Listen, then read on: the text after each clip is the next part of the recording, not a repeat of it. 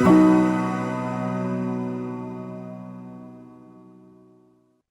this is a sheet that we have used in the yesterday session. And we have seen about how to build tables initially, and then how to alter the table structure by creating the keys, and how to, yeah, this part I have missed, how we have identified the duplicates. And if at all there seems to be a duplicate inside a table which is not as per the business, how can I find them out and also parallelly delete them out? We have run an logic behind that.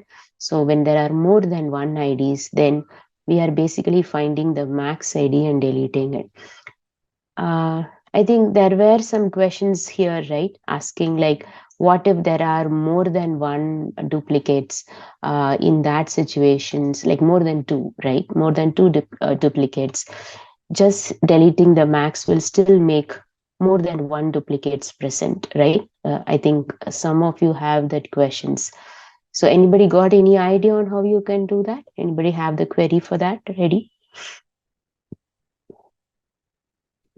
What if more than two duplicates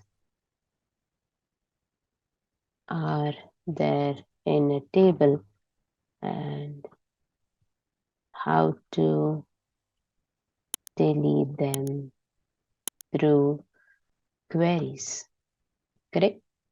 I'm not sure whether those people are there with us here, but then if you are there, please do try to answer this, right? So last session we have seen, because that's how that data comes, the data that we are currently working on, we do have two duplicates, so we are keeping one and we are keeping the other to be deleted. But having said that, there is also a possibility that there can be more than two duplicates. In that case, this query will not be working. Then we have to slightly alter it so that we can definitely make all the deletes, all the other copies to be deleted. Now, if you have tried it out, great. If not, you would have read about something called ranking concept in your SQL, right? Now, in my sessions also, I have explained about the different window-based functions. We do have rank functions, row number functions, dense rank functions, lead, lag, and all those, right? Bhargav, we are not talking about grouping by primary key, having count greater than 2. Then in that case, everything which is going to be greater than 2, everything will be deleted. I'm not asking that. What I'm asking is, I'm having 5 duplicates. I'm going to preserve one. I'm going to delete the remaining 4. Now, when I simply like delete from like your logic, group by having greater than 2 or greater than 3, everything goes to be in a deleted mode, right? I need to preserve one. I need to delete the remaining part. Correct? Now, if you have got an idea, great. But if you are getting stuck on the idea, I'm going to give you a simple hint here, because we have seen similar kind of workarounds in the sessions earlier. So there is something called row number, or even you can use a dense rank function also. I would basically prefer row number, because we are not going to, or we are not intended here to generate ranks. Rather, I am just interested in identifying how many duplicates are there. So once you generate a row number, for example, imagine this is duplicate number 1, duplicate number 2, right? Duplicate number 3. Now, this is a row number column, the number that you are generating. Now, here it will be 1, 2, and 3. Can we write a delete statement where the row number is greater than 1, so that all the other duplicated copies will be deleted and the rank number 1 alone will be preserved? So one of the duplicated copy we are preserving and the remaining others we are deleting. Does that make sense? I have given this as a workaround yesterday. So if you guys have tried it, great. If not, please do follow this.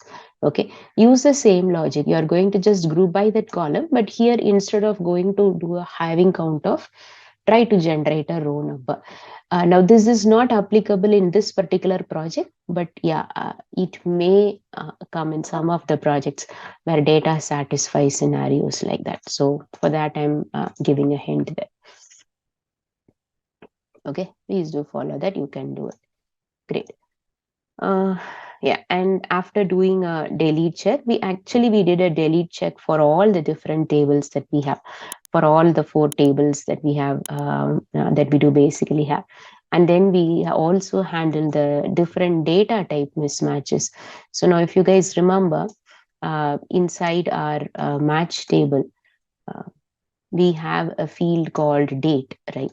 Now, this is again a certain challenging one. Now, for example, like when it comes from your client, right? Now, you're working for a business, and when they give you the data, the field names are decided by them, right?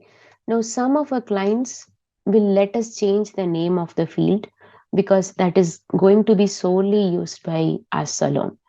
But there are some of the projects wherein the field cannot be altered. The name of the column cannot be altered because it will be used by parallelly multiple projects or multiple teams.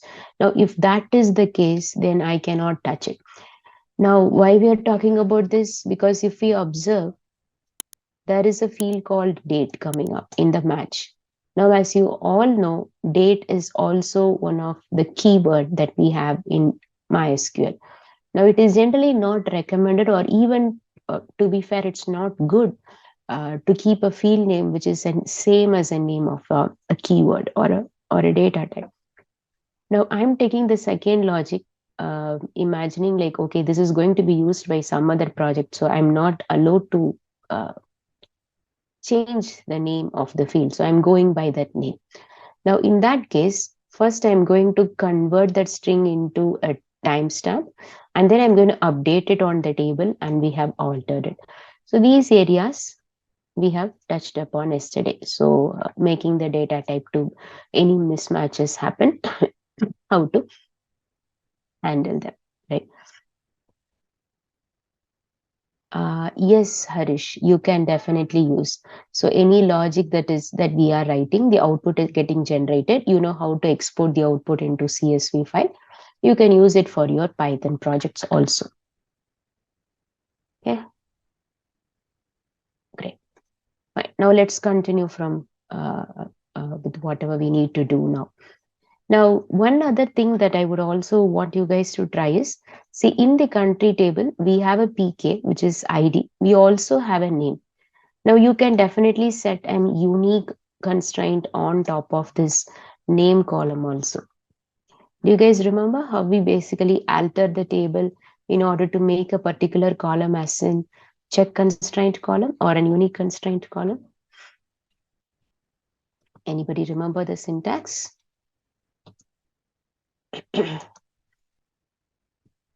So I'm just going to write name of maybe 200 is the length that we are writing.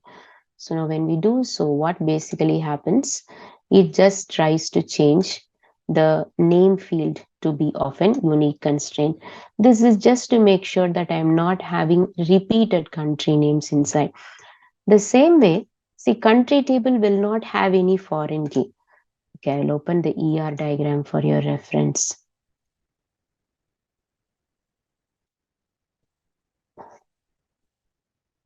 Yeah. Now, okay, this picture I will also send you as a snapshot, which you can use it for your reference. If you want, you can build it completely on your own, but that's not needed, by the way, because you're not going to build any data models. But you need to use it. So maybe I'll share this picture also as a reference for you. So now what we have did yesterday is, definitely we have set all the primary key columns. But do you guys remember we haven't set the foreign key relationship between the tables? Okay, small question to all of you.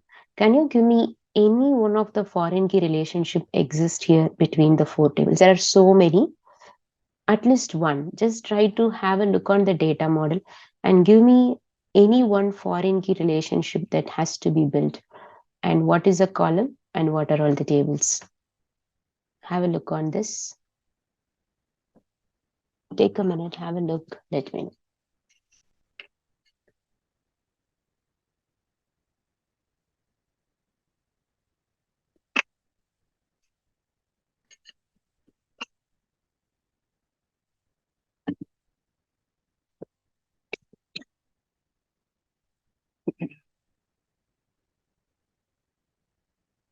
Yeah. Any two tables, how the relationship has been built between them. You can easily find them out using the arrows that we have also. Maybe I can keep my cursor over here that can help you identify.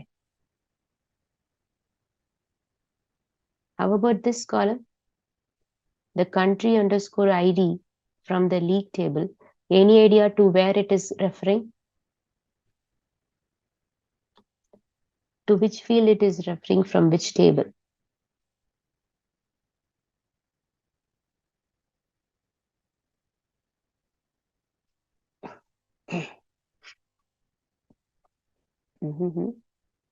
Not to matches. Okay, to matches as well, fine. But then if it is in matches, can you tell me, yeah, Pallavi, perfect. It's to country also. But yeah, nevertheless, it's also to matches. But can you tell the column names between these two where it gets matched up? Okay, ID from the country table is matched with which one, Sandeep? ID from the country gets matched with country ID from the league. Perfect. The same way, country ID from the league gets matched with the country ID from the matches table also. Right? We have a very detailed understanding of all of this yesterday. Now, let's see how we can build that relationship now. Now, you know about altering a table by adding a foreign key constraint. That is what I'm going to do. So I'm just going to write alter table league. We don't have any relationship from country to something else. Rather, starting from league only we have. So I'm just going to write add foreign key. Okay.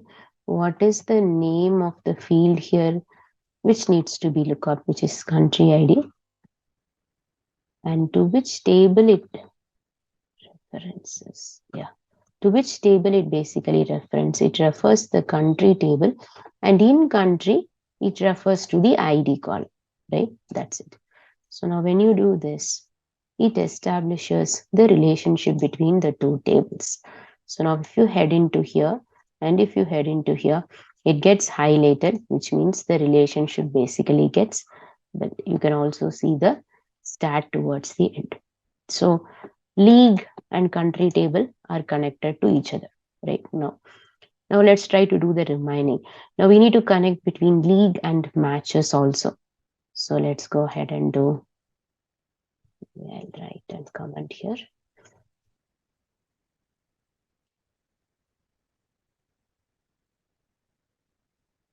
So this is for league. Now similarly, I'm going to do it for match.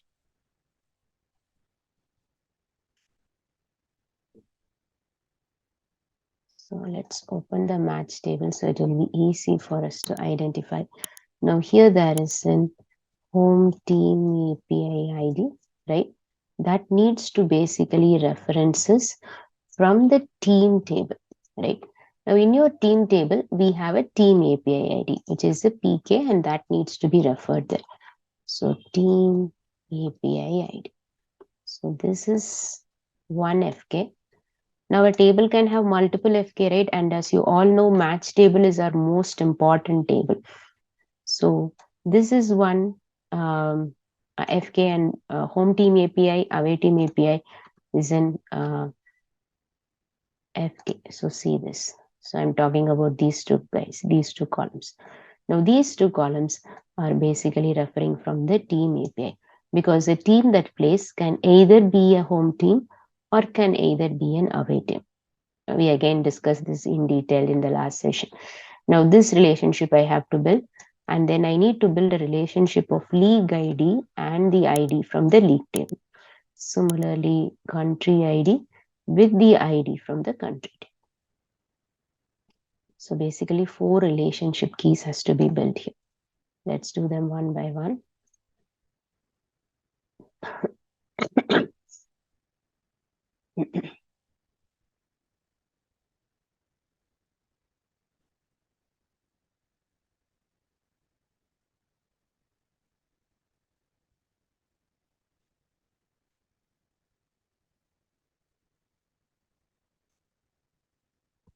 References. Table name is country, and the field over there for that is ID. Right. Now, similarly, one more we have to, which is the league ID, right? The league ID column. So league ID is referencing from which table? From the league table. Right. All this relationship basically we are trying to build. And in league, it is basically ID column. So let's run all this 4. So 4 new relationships have been basically built, which acts as a foreign key. Now here one small question to all of you. There is no output yet coming, no, Preeti? These are just alter command only. You will only say, get to see the statement is success. Output is still not there. Only when you do a select statement or a delete, there you will get. These are just modifying the structure of a table, right? Whenever we get an output, yeah, of course, I'll show the output also. Okay. Now, all the relationships are basically being said. Yeah, one question too. Now, suppose imagine the country ID which is there in the league table is not present on the country table, but you are running a field like this. Okay. You are establishing an relationship like this. Now, do you think that statement will execute it or not?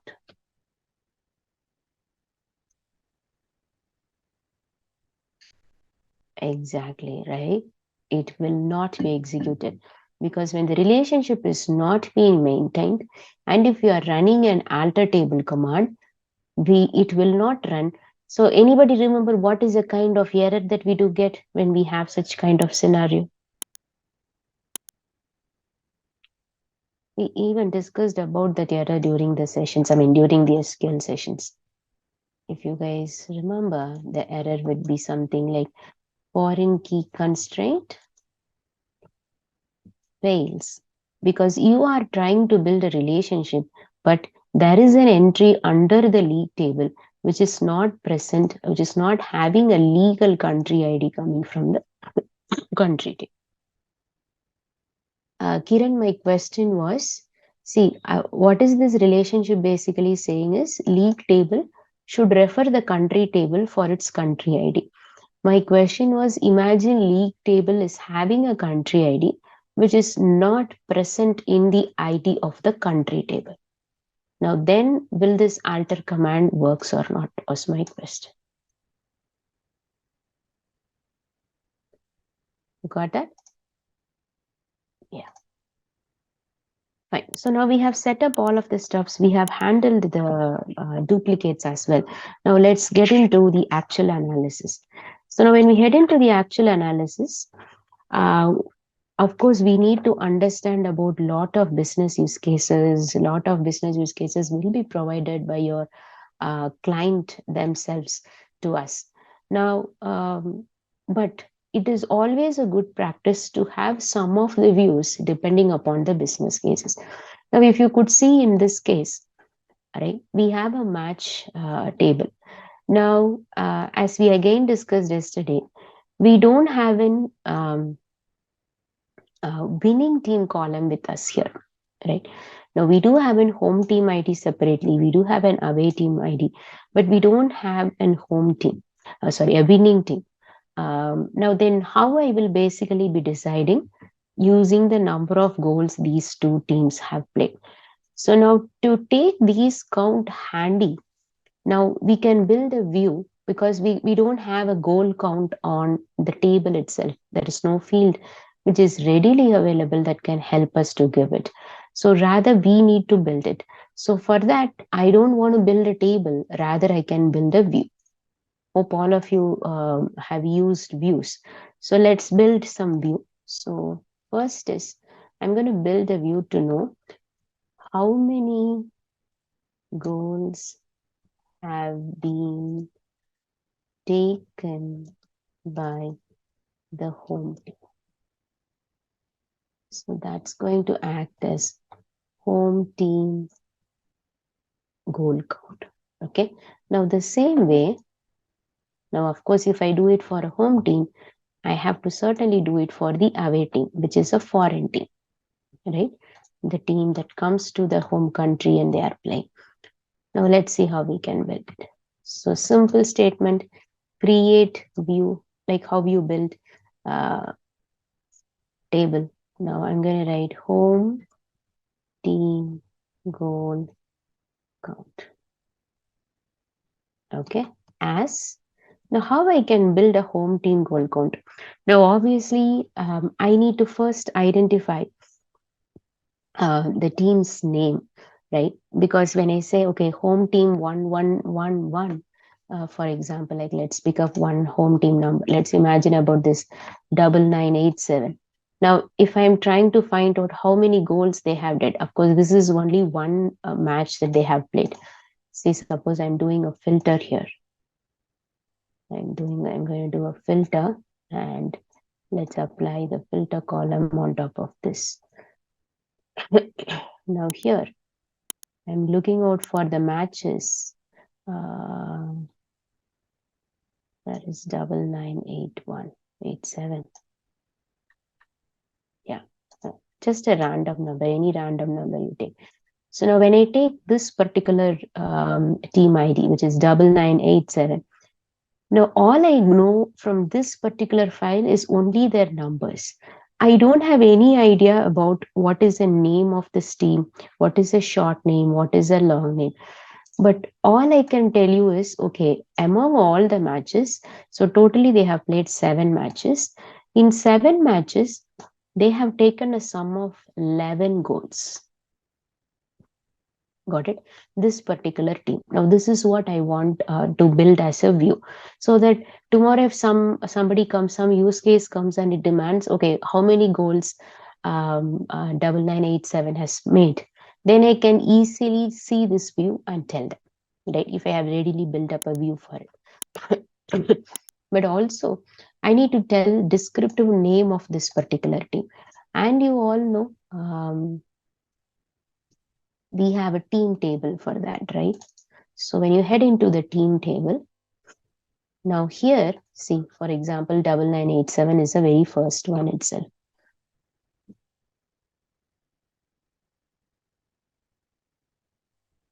So just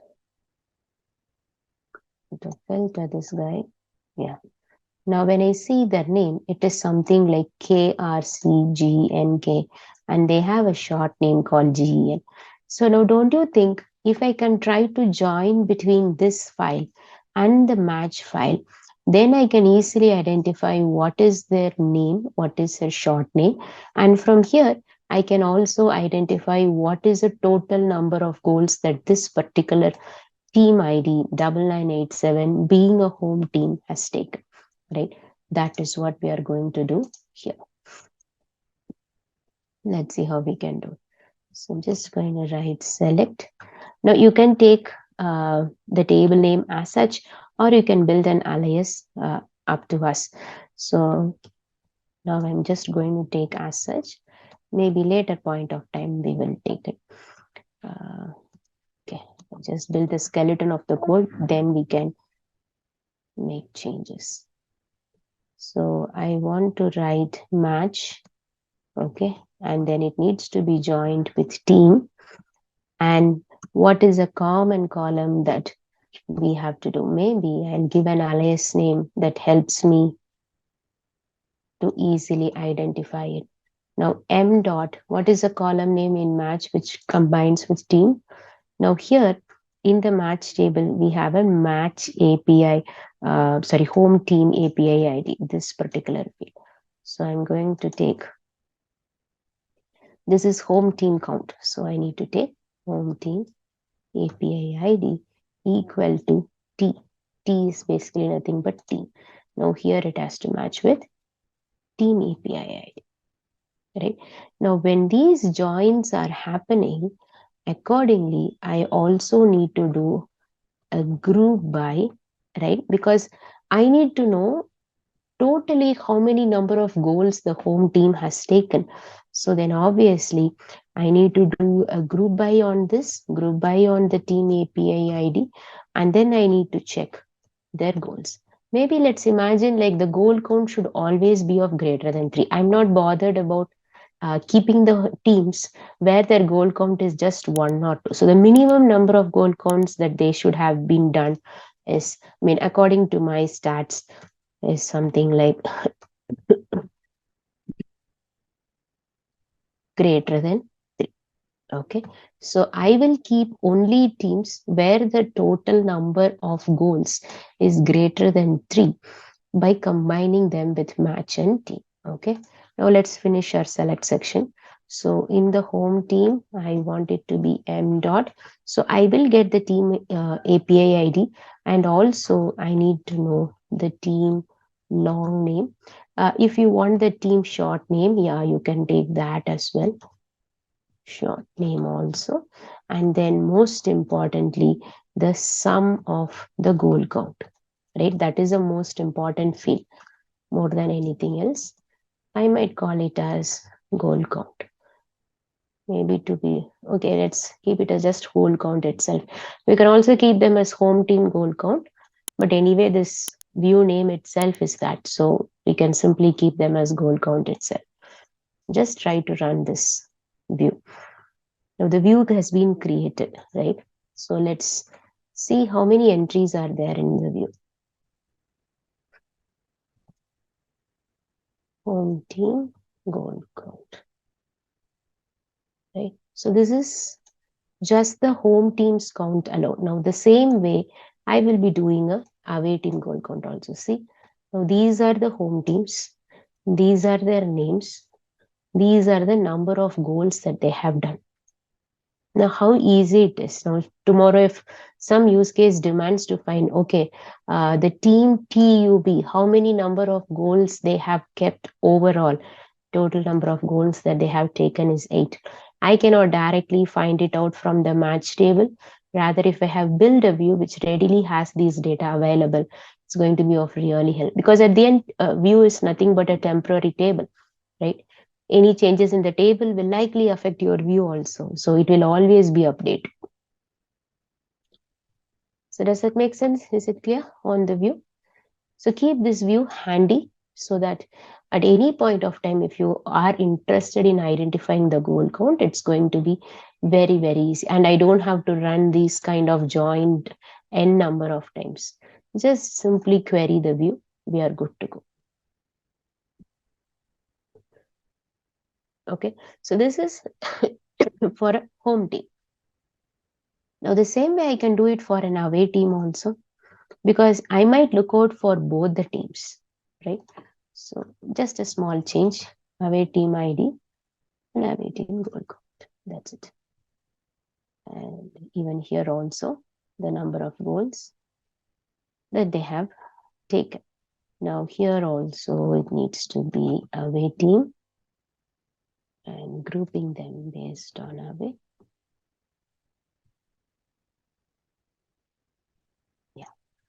So now learn this. Now check the data.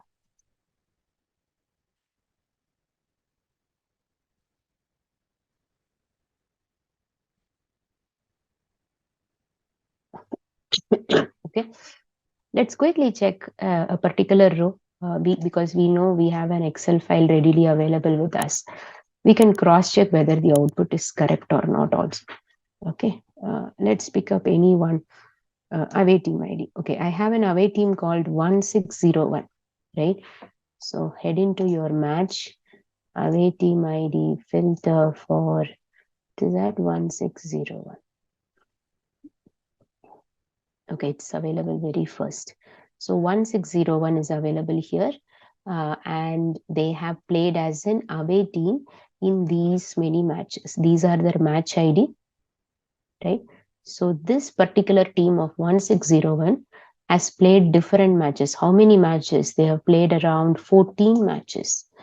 And what is their total away team count? When they have played as an away team, can you see their sum? They have taken a sum of 9, and that is what you have got here on your SQL also. Can you see? And what is their name? Something like CHO. So cross check that as well. Head into team. CHO. Yeah. So that guy's team ID is basically 160. Now, you don't have to do it every single time. Since you guys are doing it for the first time, I'm just trying to show. Now, sometimes when the relationships are really complex, it's hard for us to cross check, but here it's quite simpler one. So you can cross check just to make sure that our view has been built correctly, and the arithmetic that it is calculating is also showing up correctly. Okay, so we have built two different views. Both the views are basically helping us to identify how many number of goals have been taken by the home team and the away team. The minimum number of goals. Okay, I'll set the minimum number of goals also. The minimum number of goals to be considered is 3, because sometimes there will be 0 goals also, and I'm not interested in checking those team. Correct? For that reason, my minimum requirement is always about 3 to be the number of goal count. So 2 views are ready. We have our views. Both the views are present on your schemas as well. Right? Now, at any point of time, if we have a need, we can directly go ahead and find out. Even if, for example, like I'm getting a use case where I have a team ID, I just simply want to know when that particular team has played in home team, how many goal counts have they taken? When that particular team has played as an away team, how many goals that they have taken? Now, these analysis basically helps us whether playing as a home team has an edge towards winning or not. See, this is what generally sports analysis helps us, right? Based on the past history, we will identify, okay, if ABC team has played in their home country, is there a high chance of winning or a low chance of winning? Or does this, the playing country ideally changes the winning criteria or not? So these kind of stats can be done easily by using these goal counts. Okay, so now once you have a view being built, now let's get into the different use cases that we can try out. Now the first use case that they have asked is, so find the team 1 based on the number of goals a team has taken on the match day, right? So on a particular day, when a team has won, how many number of goal that particular team has won? Now, I'm not bothered here about whether they are being a home team or an away team, irrespective of that, right? And hence, I cannot get into the view that we have generated earlier as well. So I just want to randomly find out on a particular day, what is the team that has won and how many goals that they have taken in order to win. So by that, we can also get to know the delta between the winning team and the losing team, right? So let's see how we can do it. So obviously the number of goals are available under the match table. So certainly we need the match table. Now, apart from the match table, we also would need the team table, because the name of the teams are only present inside the team table. Match table will only have the API ID. They don't have descriptive details about the team, right? So now let's try to find a relationship between the match and the team. Now both of them are related through the team API ID, right? So let's frame an query for that. So um, let's first write what are all the different fields that we would need. I will first try to build an inner query, and then slowly we can construct outer queries on top of that. Okay. So let's first write match ID, which is anyways needed, right? And we have a date column also. Maybe instead of keeping them as a date, I will call it as a match date. So much more easy to relate and understand. And more than that, let it not be an keyword, right? Right. Now see, I have to first predict in a particular day which team has won. Now see, I'm going into the match table. Let's clear all these filters. Now, for example, randomly pick any row. For example, I'm taking this 9th row. Now here two teams are playing. Okay, two teams are playing 4049 and 9996. Now they have respective goals also. Now, how will I identify which team has won? Whether this one or this one. Simple. Check out their goals. Now 4049 has taken 1, 9996 has taken 2. So obviously 9996 has 1. Now how will I identify that? I'm just trying to compare these two values in order to identify which team has won. Now how to do this? Because the challenge over here in this kind of data is the comparison that you are going to perform is also on the same row. See, take any row for that sake. Now the comparison data will be present on the same row. So you need to compare between this. And once you identify which one is higher, for example, if it is home team, then I have to simply say 99911. Similarly here, 2 is the highest. So I can simply say, okay, this is away team goal. So obviously away team ID as 1, which is 9996. Now how I can do this by writing query, right? If we understand that, then this use case is very, very simple. Now, if you guys remember, there is something called case statements, right?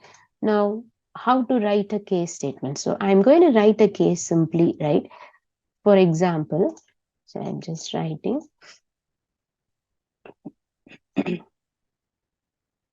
case when my home goal is greater than away goal, then which team won? Home team. Simple, right? The same way, and another when class. When my away goal is greater than home goal, then which team won? Away team. And this needs to be created as a column called winning team. Make sense? Have a look on this logic. This is a core logic for this use case. So whenever a home goal is greater than away goal, then home team has a winning team. Similarly, whenever away goal is greater than home goal, then you can either do it in a single use case also. If this, then home, else away team. But there is one challenge here. See, is it possible that both the team can take a same goal number? Can that be possible? Do you think so? Now, this will take care when any one is hardly higher than another one. But there is also a possibility that both the team has taken same goal. Then how do you think we need to calculate the winning team? Ideally, I think in the context of football, they do have some metrics to identify that. Okay, so we are not heading into that metrics. Rather, if I could find some entries wherein, for example, let's take this one, right? Now here both the goal count is same. Then I'm going to declare the winning team as tie. Now whenever it's a tie or a draw, it means that the number of goals both the team have taken is exactly the same, right? Now I can write one more when class for that. When both the goal counts are equal, then tie has to be stored inside the winning team.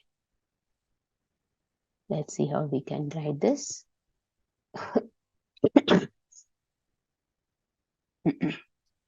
Okay. So here's a home team goal.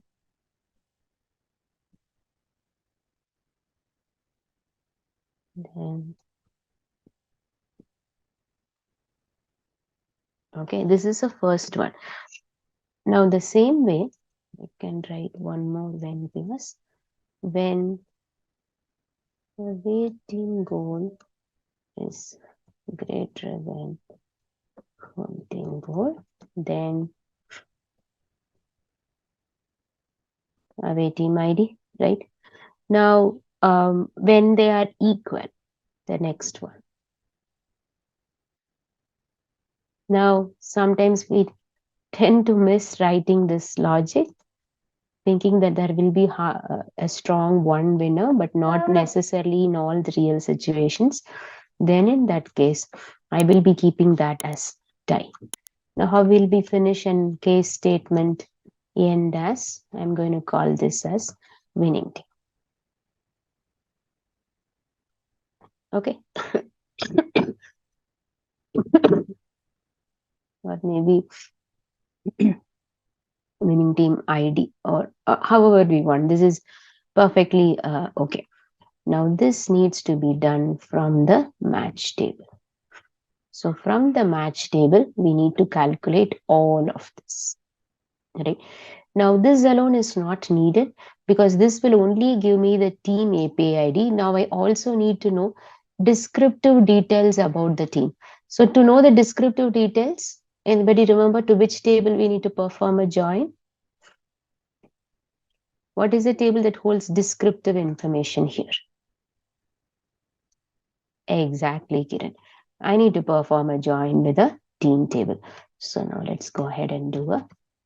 See, at any point of time, if you feel now the code is kind of getting bigger or you want to run them shorter, please do so. So I can understand some of you might be doing it for the first time or maybe lost touch. So in that situation, you don't have to exactly run the way that I'm doing. I'm doing for the benefit of everybody. So if you feel like you can break them down, try to understand how the data goes, yes, please go ahead and do that as well. Okay, on. I'm going to write in match table the team API ID, the whatever is the winning team API ID we are getting, right? So winning team API ID is equal to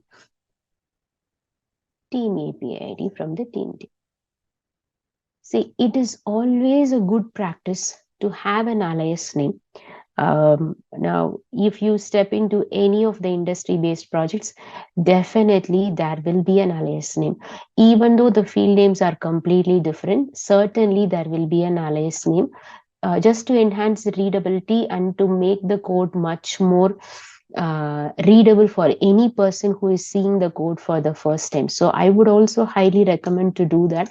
So that will basically help you to identify and to understand how basically these things work. Okay. Winning team API ID unknown column. Okay.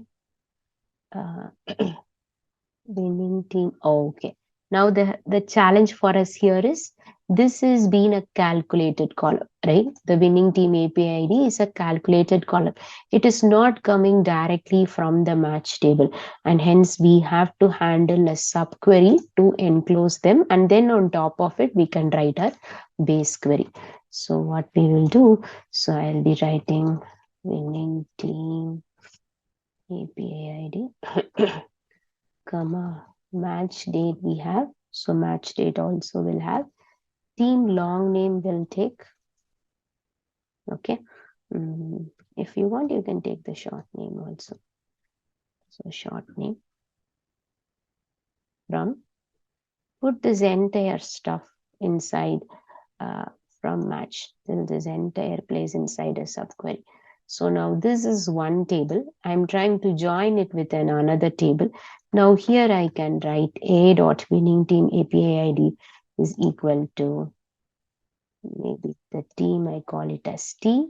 So here I'll write T dot team API ID.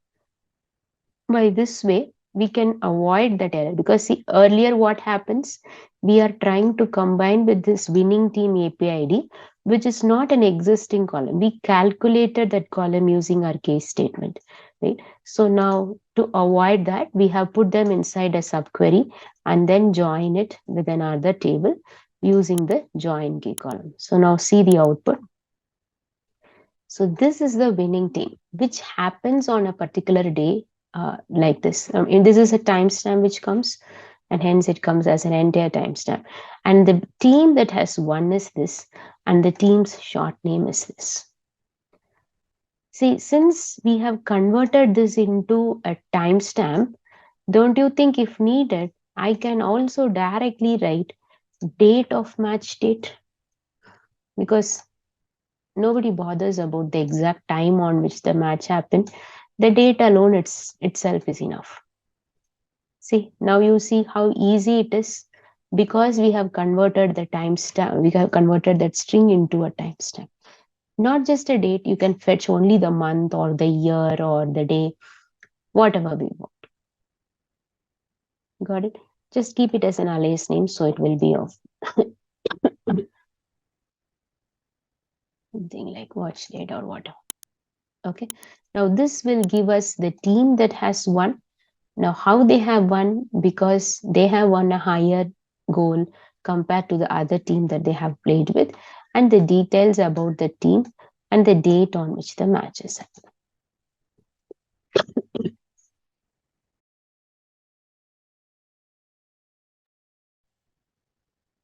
Makes sense? Now, suppose I would also want you guys to try out one more thing on top of this. Now, I have did it till this place. Suppose I want to add the total goals also along with that. Now, you can do that again in two ways. I want you people to try that. Now, you can either directly calculate the goal here by doing a sum of goal, or you can combine that with the view that we have created already. Okay, both ways we can do. So this is a first use case, which is I'm identifying what is a team that has won on a particular date based on a simple logic of identifying the total goal count and the team level details by joining it with the team.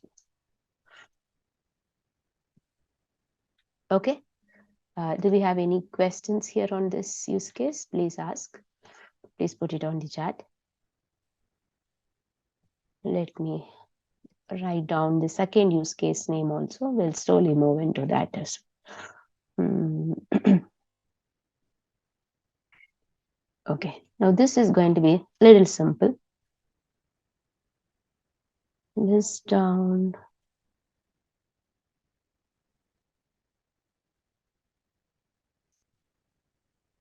the lead names that happened in every country. So for example, if I head into country and also head into league.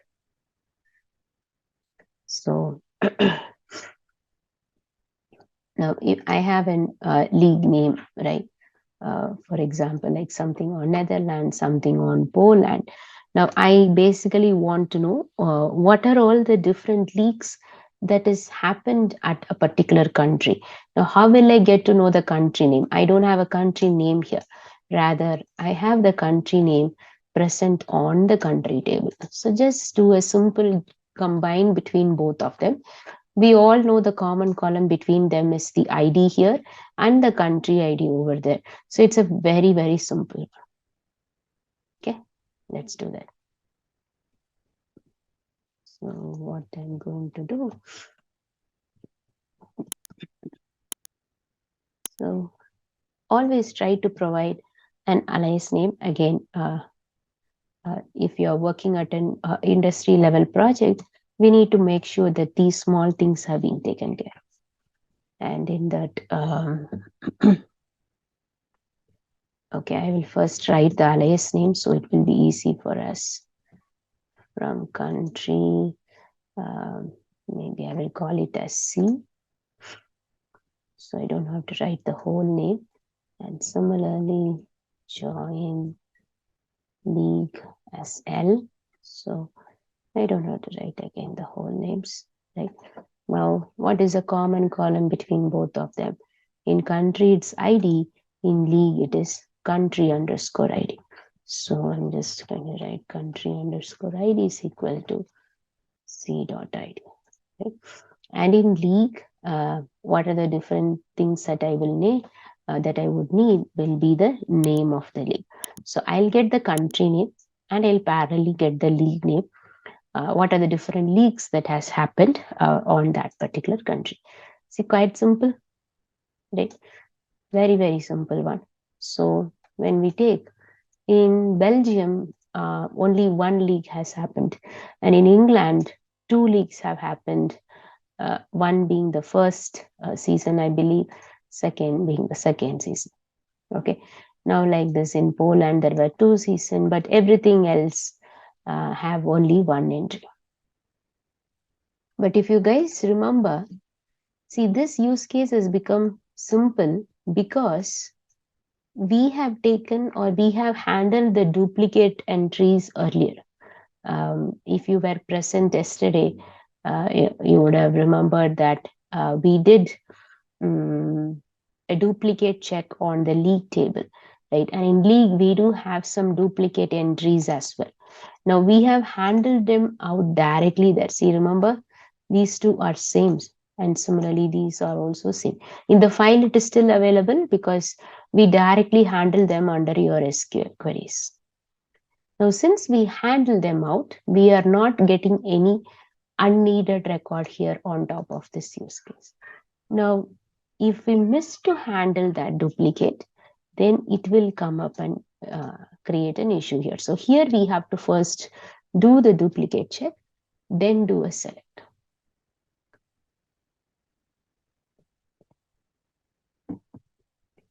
Got it? Is that clear? So that's a benefit of doing a pre-validation, right? Always it's good to set up the validations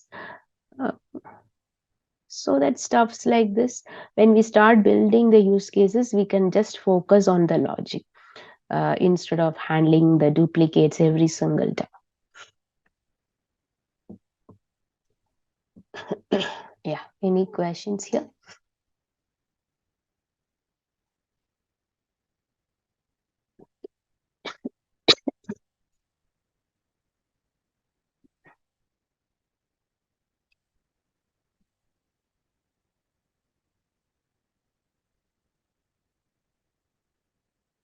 Okay. So now, let's try to do a little advanced one this time. Okay. Now, we know we have a lot of details inside the match, right? Now, let's make use of that. So, what we are going to do at this time is, let's calculate all the detailed information about a particular match. In the sense, if I give you a match ID, if I give you a match API ID, you should give the complete details about that particular match, right? For example, what are all the details that you must gather is, so you should tell the country name where it is happening. You should be giving the league name where it is, this particular thing is happening. The season, the stage. So the stage, season, and all is present over here on the match table, which can directly be taken. The date as well, right? And then what is the name of the home and away team that has played on that particular match? Remember, names I'm asking. Okay. So you know how to fetch the names, needs to be joined with the team table to extract them. Now I should also know home and away goals, how many number of goals that they have taken. Now here there is one small challenge when we do this. That's it. These are the details that I need. So for example, like if I'm giving you a match ID, let's say 123, then you have to completely provide me details about country, league, season, stage, which of course you can very easily collect. Now you need to also tell me about what is the name of the home team, what is the name of the away team. Now the challenge for us here is we don't have the name directly, we have it only coming up from the team table. Okay, then we can simply do a join between them. But then there is one small challenge hidden over there. See, for example, in match table, imagine there is home team, there is away team, and we have a team API ID. Here there is a team API ID. Now imagine this is 101, this is 121. Now you need to basically try to join between this and this in order to know details about the home team. Parallelly, you should also be doing a join between away team and a team API. Now tell me, in a row, it cannot happen to be 101 should match with team and away team ID will also be matching. No, right? They are two different matches. Then I cannot write a simple join between match and team to fetch it. Because in a row, there will only be one team API ID which can either be a home or it can be an away. A team API ID cannot be same as home and away. Are you guys getting that? See, for example, here I am writing 101. One more row will only be having 121. So if suppose imagine I am trying to do a join on one single condition, both of them will not satisfy. Only this alone will satisfy. But if I fetch only this, I will get only the home level data. How about the away team data? Then I need to separately write a join between the away team and again with the team API. Then only I will gather both the descriptive level details. Is that clear?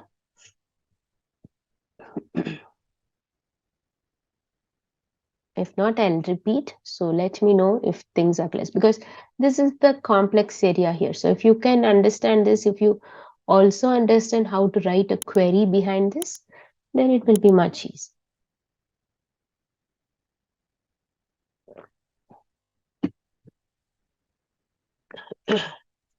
Okay, are we good? So can we move ahead and start writing query?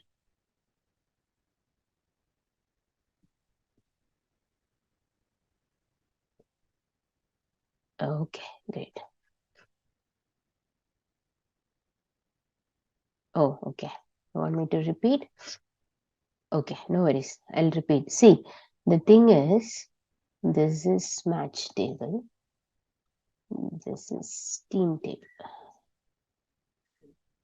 Okay, now here there is a column called home team. Here there is a column called away team.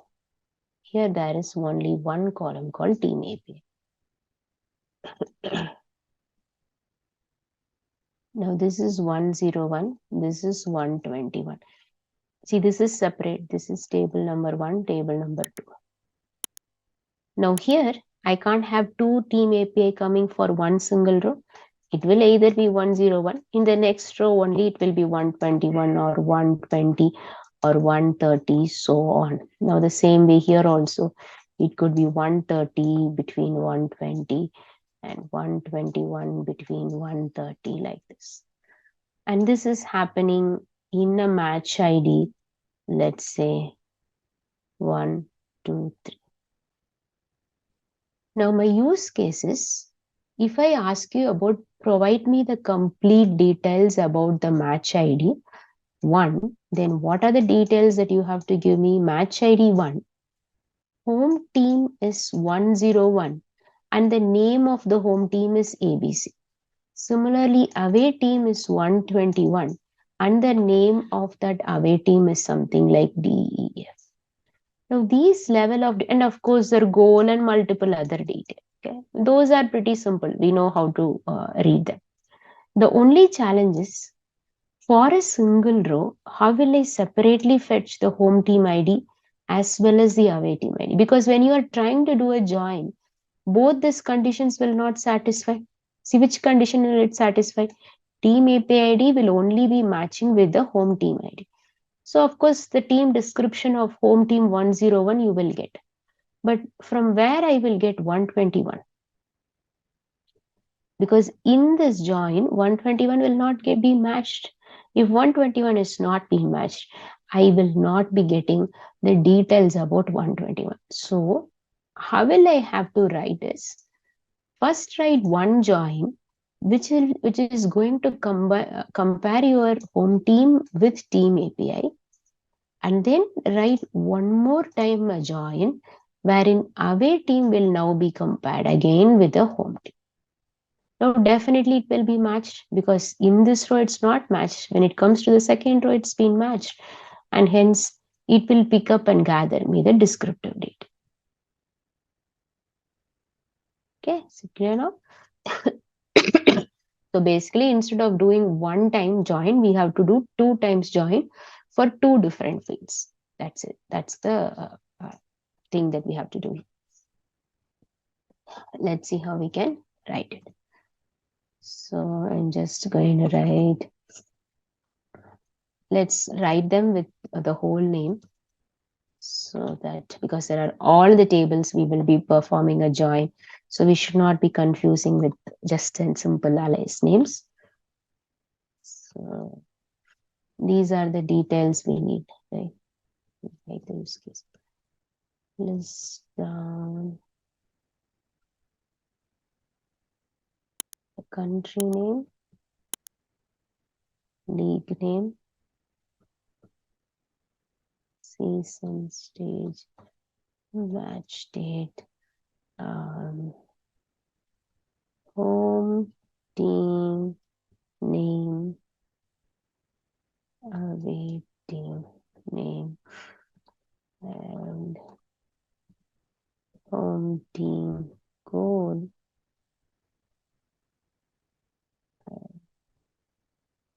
away team goal.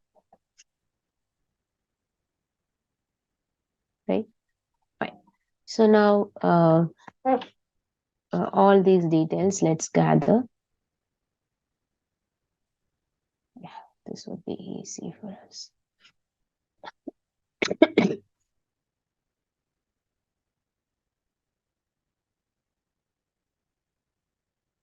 Okay, and season names, stage names, these has to be captured only from the match table.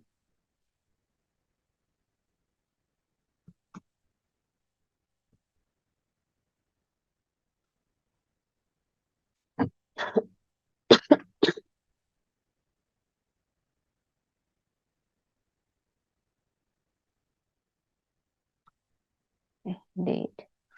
And we need the team long name, right? So the team long name is basically present inside the team table. So I will write team underscore So one copy of that, I will call it as home team name. Similarly, another copy of that, I will write as away team name. Okay. And then the simple goal value. Now this we will be taking it from the team table, right? So team dot. And then match.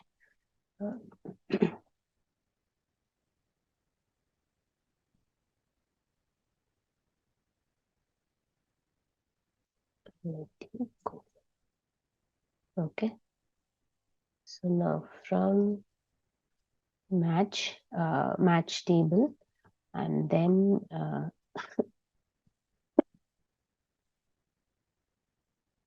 we will be joining with a country. Now we have to join it with a country because at the end, all the tables are going to fetch details about one single match. So we need to combine all of them. So I'm just writing these two, and based on what column they will be joined between country and matches, we have the ID. Now country.id and match.country ID. Country.id, match.country and country underscore ID. Now once this is combined, we need to join it with the league table also. And in league table, on what common column we have to join? The league's ID, right? League's ID is basically the league ID with the match.league ID. That's it. Equal to match.league underscore ID.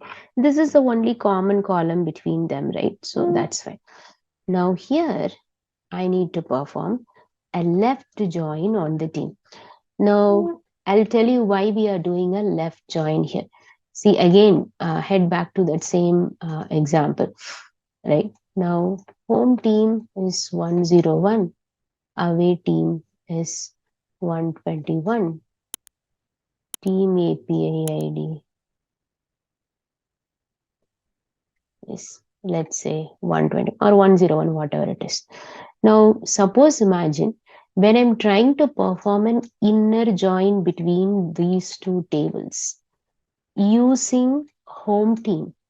Now, will it work? Will it be giving me the result? Is it been matching? 101 and 121? They are not a match. It will not give.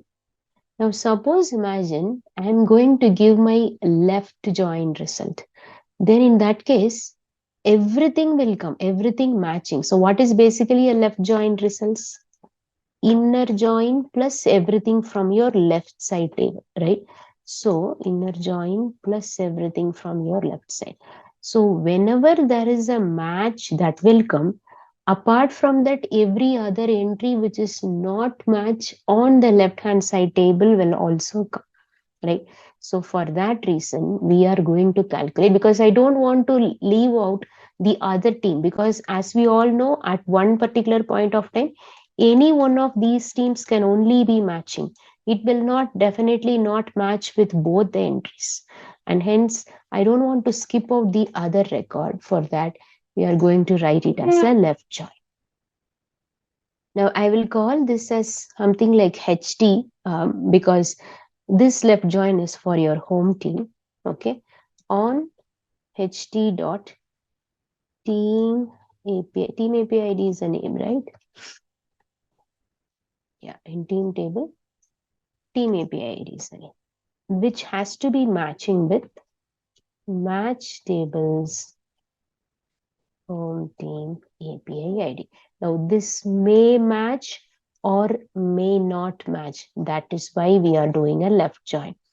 Because at a particular point of time, either home team will be matching or away team. Both cannot match at one single point of time. And hence we are doing a left join here. So now once you do it for a for a home team, obviously you can go ahead and do one more time for awaiting. I call this as AT, just as an alias to help us identify. That's it. So team API ID equal to,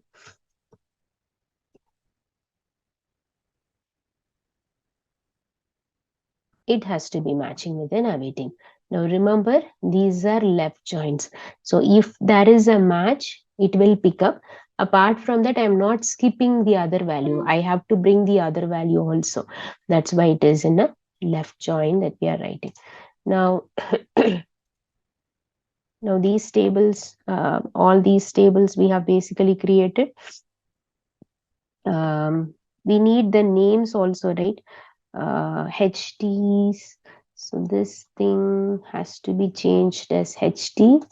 This thing has to be changed as AT, because here we have given an alias name as HT and AT.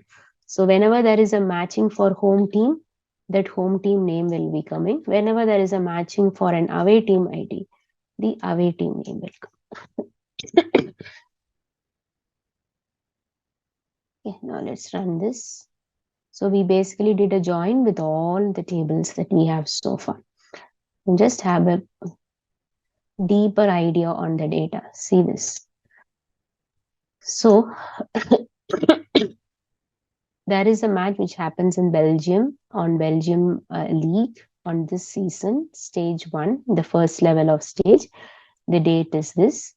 This is a home team name that has played the game on the so-and-so date on so-and-so league. This is the away team name and the number of goals that they have taken.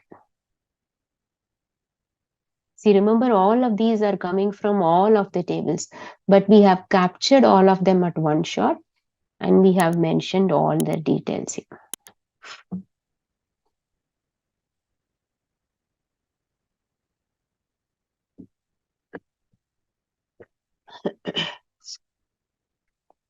Okay, is that clear?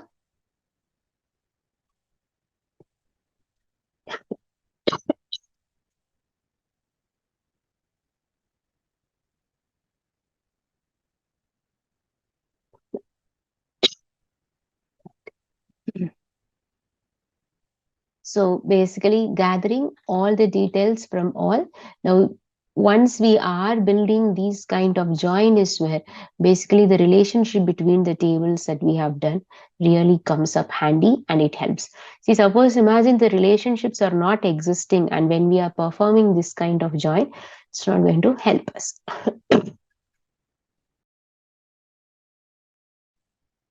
The output the output will completely be of different and it will not be giving us any business level details also.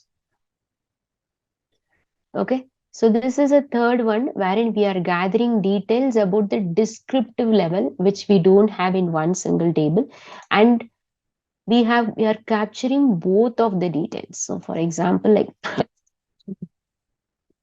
like this, I'm going to capture this team's level detail and this team's level detail also, which happens on a single match. Fine. We'll do one more use case and we will also be doing, we'll also construct a stored procedure. Stored procedures, again, we have seen in the sessions. So how to use a stored procedure, how to build a stored procedure also. Let's do the other use case. Now this is about complete metrics. Okay. Now the previous one, the third use case that I did was about descriptive level details, right? Wherein this is all about calculating the different metrics. So calculate metrics. And as you all know, metrics level detail are mostly present inside your match, as well as some of the level details are present in the team and the league. So now what are the things that they are asking here is, so identify the distinct stages under every country and league. How many distinct stages are there? And then the number of teams that they are playing under every country and a league. So here every calculated metrics is all going to we will be calculating different level of metrics. All of them are going to be calculated based upon the country as well as a league. So maybe you can call them as calculate metrics at a country and league level, right? A number of teams. So number of teams. Okay. And then the average goals by a home team. Any home team. It could be ABC, any home team. But if there is a home team which has played on a particular country, on a particular league, what is the average goals that they have taken? So obviously, if it's an average goals by home, average goals by away team as well. Okay. And the average goal differences also.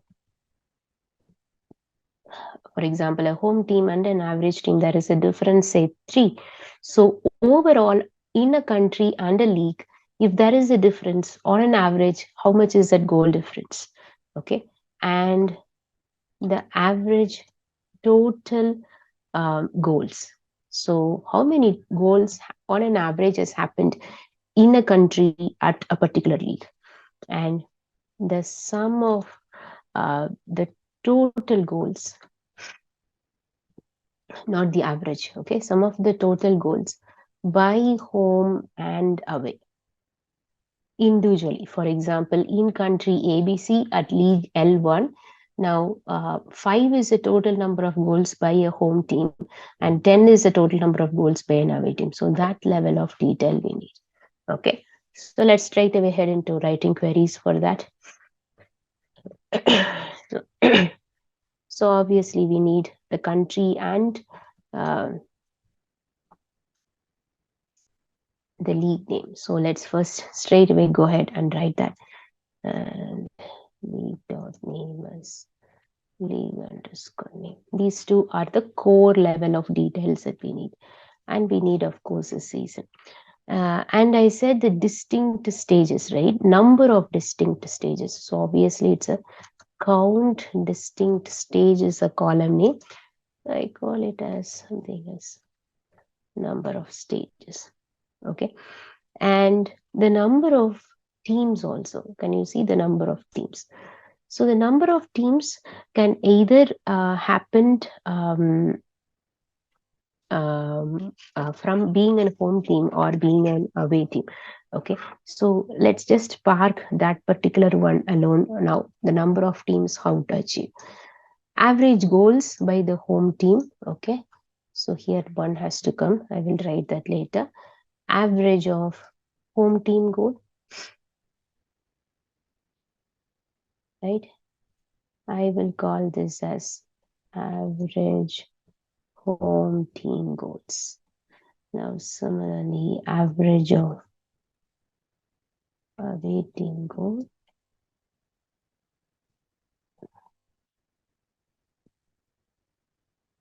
Away team goals. And the differences, right? This is separate average goals by home team and away team. And then average goal differences. So that will be like a delta between them. So for a row, when there is a home team and there is an away team, I'm going to calculate the difference. And the difference, I'm going to call it as an average goal difference. That's it, simple. Because as you see here, we have a home team goal and we have an away team goal. So just try to identify the difference between them and call them as an average, right? And finally, the average of the sum of total goals by home and away, right? Now, apart from the differences, no, this is total. So first you calculate the average total goals and then individually by home and this. So how we'll calculate the total goals, like how we identify the difference? The same way. Plus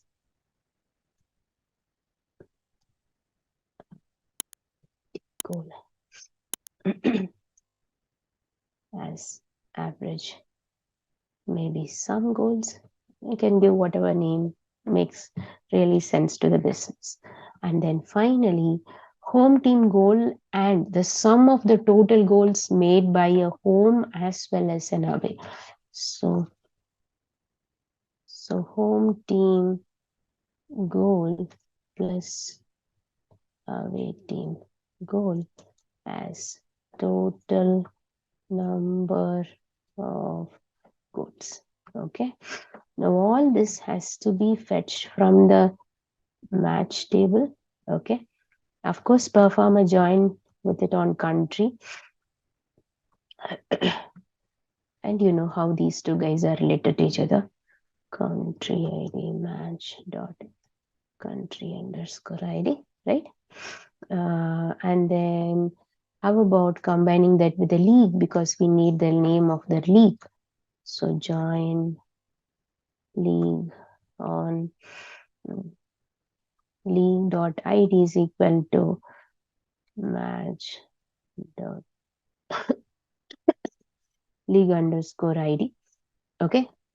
This is the on class for that. Again, the same logic that we have did it on the earlier use case.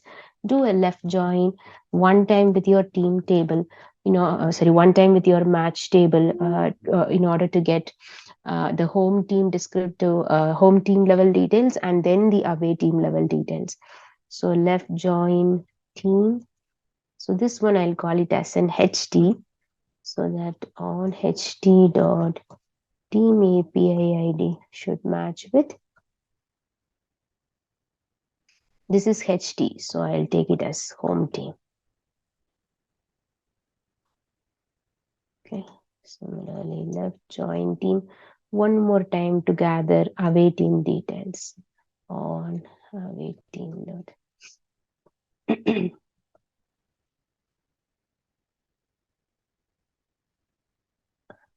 Away team API ID. It's ID. Okay.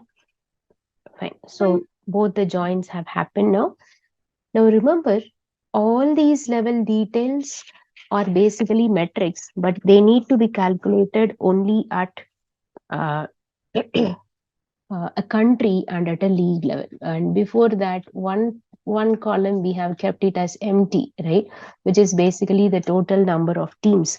So if I have anyways joined it with my teams table. So what I simply write, I'll just write HT, which is home teams team, long name or short name, any one column. It is basically going to give me the number of teams, right? So number of teams. Now scroll down, come back, write down at a metric level. So you need all of these details to be joined because there are a lot of averages that we have calculated. So based on which grouping, we have to calculate all of that. As we know, all this metrics needs to be calculated at a country level, okay, at a league level. Remember, that is what our main level of details. Metrics at a country level and at a league level. You can either do it at a country.id or a league.id. I prefer to have a descriptive detail because if I only give country ID, then it will be just a number, right? Like 10 and this is average, or 11, that's the average. Now I don't know what does a 10 looks like or what does a 10 mean. Then in that case, I need to again perform a join with the 10 to country table to know what is the name of the country. So to avoid that, even though it is a textual based column, you can group them based on that in order to gather the details. Okay, do we have a season also? Yeah, season you can keep it or leave it, because if you just keep it as such, then you have to put them on the group by class also. So if you want to write that there, remember to add it here. If you don't want, you don't have to specifically write it here. Group by on this. Maybe I can check out the number of stages to be something greater than 2 or 3. If you have such kind of count, you can have having class. Otherwise, you can skip that. Now, in our specific use case, we don't have anything about that. So I'm not using a having class. Suppose if they say, no, provided the number of stages to be greater than 3, or provided the number of teams to be greater than 10. If we have some kind of logic, you should write a having clause also. Now, to make the output look much more uh, appealing, I'm trying to do an order by. This is again absolutely optional. So let's try to run them. So the level of detail that we are getting over here, please have a look on it. So I'm getting in Belgium. Remember, the country has come only one times and the league has come only one times, because you are grouping them based on the country and the league, and hence the combo should not be repeated. Got it? So in this combo, there are 16 stages happened and 19 teams have participated in this particular league. And the home team goals, the away team goals, people have won, sorry, teams have won. In this combo is basically 1.5 and 1.2. And the difference between the goals is 0.3. The average sum of goals that they have done, right? Now there is a total goals average if you are doing this, and overall on so many number of matches. For example, imagine in this there are 200 matches that have happened, then I'm getting 333 goals have been done so far. So this 19 teams which have participated on overall different amount of matches that they have played, this many number of details we have captured. Got it? So this is at a country, at a league level. And you know, in a country, there can be multiple leagues, and also and also at the same time, there will be multiple matches which can happen under a particular league. And hence, these are their metric level details. Okay, got it? Like this, metric level details also we can capture, and especially in a sports based analysis project, you have to do lot of metric level details, because it's all about the stat that we provide at the end, right? Fine. One last stored procedure will build towards the end. So now what do we mean by stored procedures? Again, stored procedures and functions we have seen. Functions are of not much useful because they can't return, as you know, more than one value, but stored procedures are of really great, because in stored procedures, you can take n number of input and you can also provide n number of output also. So for example, let's try to build a stored procedure. Now, this stored procedure is basically going to calculate if I provide a team ID, because it accepts input and it can generate n number of output, right? So store procedure to calculate a team API ID's goal level details. So at runtime, you can provide any team API ID. You are not going to give for all. At runtime, whatever team API ID that I'm going to provide, I will be giving in that particular team. When they have played as a home team, how many goals they have taken. For example, if 1, 2, 3 is the team API ID I'm giving. Now this team they would have either played in home team and an away team on different league matches on different happening on different countries. So when the same team has played as a home team, imagine they have got 10 goals. When the same team has played as an away, they have got 2 goals. Now then I can come to a conclusion. These guys are really stronger in their respective home grounds. Right? So such level of stat I can bring in. So this is mainly to check whether team is stronger if they play on the home ground or not, something like that. Okay, so let's try to build a stored procedure. So create. You all know how to build a stored procedures. So team goals or something like that, right? I will be providing a team ID. So in parameter will take the team API ID, and that's going to be the integer based column, right? So take the team schema. Team API ID is basically an integer, and that's going to be the input. So I will provide a team API ID. I have to, I mean, the stored procedure has to tell me whenever they played in a home team, how many goals, away team, how many goals. So it's home team goal count. That has to be one of the output. And the same team, whenever they played in matches as an away team, how many goals that they have captured. So, okay. So start writing the logic. It's a simple sum statement, right? Now, the only thing why we are doing it as a stored procedure is it will be readily providing me the details. So, case when my home team API ID is equal to team API ID. That's it.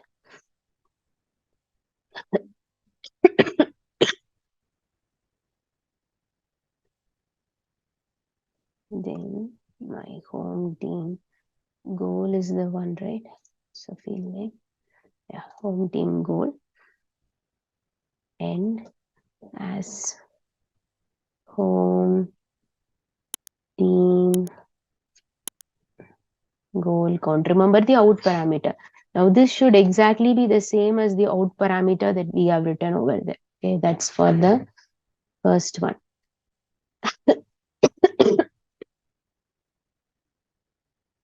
Similarly, when we write away team API ID is equal to team API ID, then away team goal, and that's it.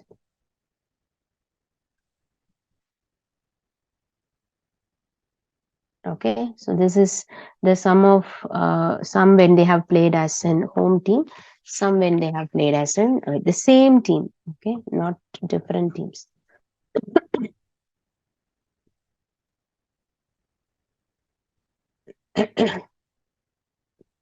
Okay, so let's close that and end. Now you can also write them as a separate select statement as well. Now, if you don't want them to be separate, written as a delimiter is basically the starting of your create of your stored procedure. Sharayu. Check out on the syntax of building procedures and functions. Okay, so now when we do this, we basically build a procedure. So now whenever we use in and out, I'd at the same in and out is basically what's the name? Lovely. In and out is basically the input and the output parameters. So how we call a stored procedure here, right? Now I build a stored procedure. Now I have to randomly set some value for the team API ID, right? See, suppose I'm writing a random one, which is 9984. Remember 9984 we have earlier said. So this is one of the team and I'm setting its value here. Now you can call this stored procedure as many times as you want. So team goals is my stored procedure. Supply the team API. Team API ID is the name of the input parameter. And then what is the next one?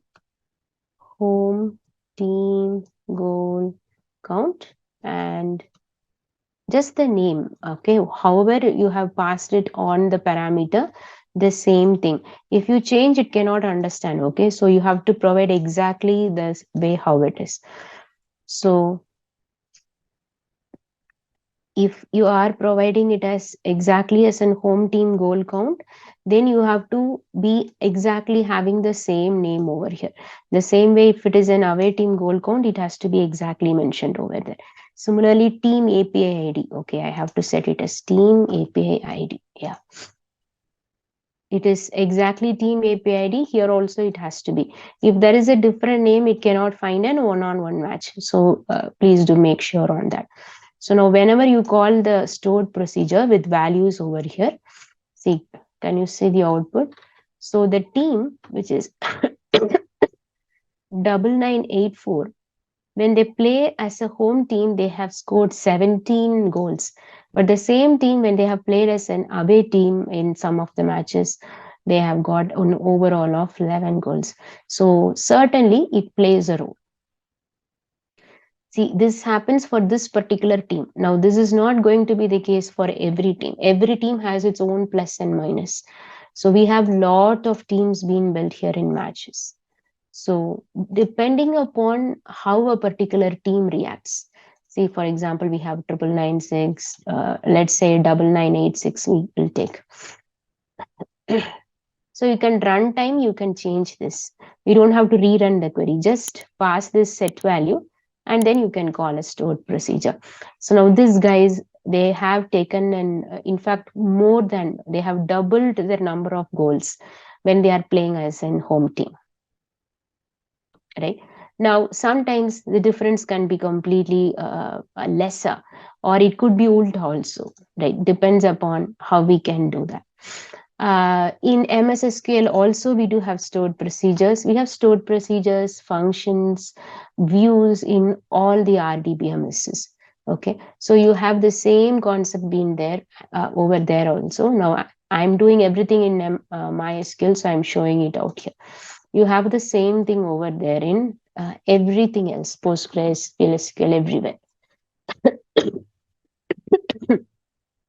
Sorry. Okay. And delimiter is basically the syntax that you have to follow in order to build a stored procedure. Even for functions also, we'll do the same thing.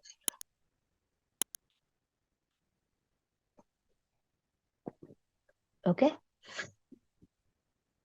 So now this stored procedure is efficient, especially when you want to calculate dynamic values like this. At runtime, I pass a number, I need to know what are their values. So those level of details can be captured here. Okay, so is that clear? I'll give you one last use case, but I want you guys to try that. I will share the query for this use case on the Google Drive link. So you can attempt it if you can do it on your own. Great. If you're struggling with that, you need the query for that, you can get it directly from the drive as well. So what is the use cases? Identify the league where the highest goal count is taken by a home and away team using the views that we have built earlier. Remember, we have built two different views. One is for home team goal count, another is for away team goal count. Remember these two views. We haven't used that view so far. Now you can use the views in multiple places. Now this is one of the use case which basically helps us to do. Now just treat this view as a normal table, like how you query a normal table, how you write a group by, join, union, all those. The same way do this use case on top of the view. Okay, I'm not going to provide directly the answer here, but I will give the answer on the on your drive link. Okay, all I want you to is to just try to attempt that, because we built the views anyway on top of this here. So you can just give it a shot for that use case using this views. Okay. Yeah. Any questions? All of you are having the drive links with you, right? Anybody is in need of the drive link, or anybody is not able to access the drive link?